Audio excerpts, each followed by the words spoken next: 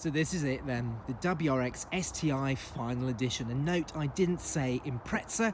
It hasn't had the Impreza prefix for quite some time now. And like I said, this is the final edition. Subaru says they're not going to be selling a car like this again in the future.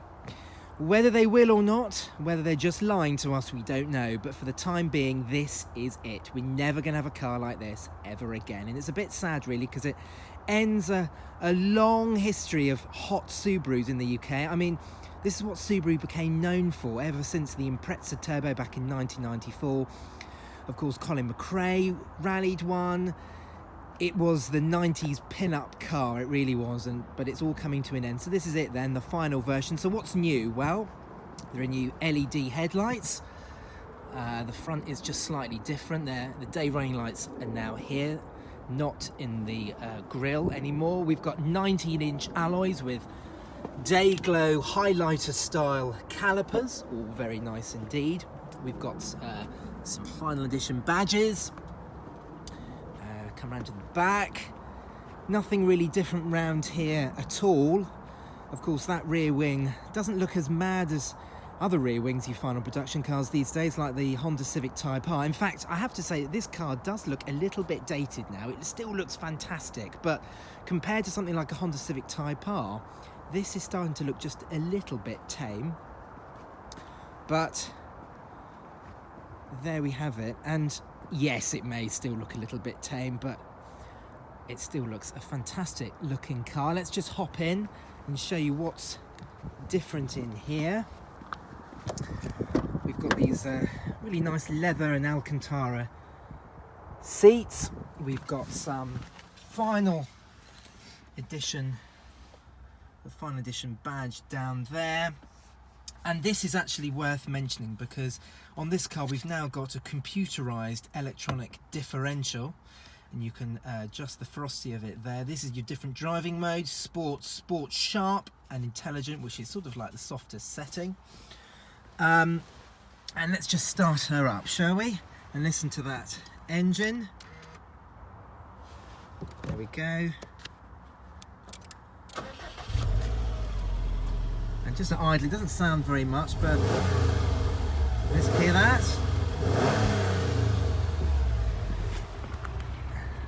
So that is the very distinctive burble from the 2.5 litre flat 4 engine coming out of these 4 pipes.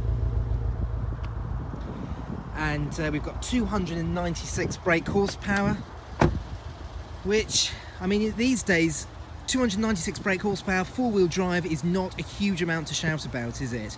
I mean, you get 316 horsepower out of a Honda Civic Type R, and that's front-wheel drive. But what's always been key with the Impreza is how it can go round corners. And of course, like I said earlier on, it goes round corners fantastically due to this. So let's have a look around the interior. Well, it is, I mean, it's no VW Golf R in here. That's for certain. Let me just rev it again. Just switch it off so you can hear me. But yes, it's no VW Golf GTI in here. That's for sure, in terms of build quality. But I mean, it still feels pretty well put together. And so yeah, I mean, you've got your twin display up here, and it's controlled by this little button. There's all sorts of different modes. I mean, a lot of it is pretty unfathomable. If you're used to a VW Group product or a Ford Focus RS, this will come as a bit of a surprise to you, because it does feel, I mean, look at these dials. I mean, there's so much going on there, isn't there? And you've got your little central little multimedia display there, and you can see you've got your little diff control, which of course is controlled down here on the center console. But the way this thing goes around corners is just something else. It really is. Oh yeah, let me just mention this. I mean, this is it's just a total mess. It really is. We don't even have sat nav in this car. It really does start to feel a little bit dated. But yes, going back to the way this thing goes around corners, I mean, it feels like a Group N spec car. You've got quite a notchy gear lever, gear stick. I mean, in actual fact, I don't think this is screwed on straight at all. But it's a bit of a notchy gearbox, but it does feel really built to last. So does the clutch. The steering has got this traditional sort of Subaru lightness to it. I mean, in the dead ahead and when you sort of turn a little bit off centre, it's got this sort of glassy slipperiness to it. But after a while you get to learn to use it, and you learn to really sort of grab this car by the scruff of the neck, and it's such a hoot to drive. 0 to 60 just over 5 seconds. Again, that's a little bit slow these days, but it feels fast because it's so noisy and mechanical, and it feels great, it really does. In terms of practicality, if you really want to know, there's a lot of space in the back there, actually a lot of leg room. And if I just pop the boot, that's button there, and this is the boot. I've got some suitcase in there. There we go, it's a good demonstration of how large the boot is.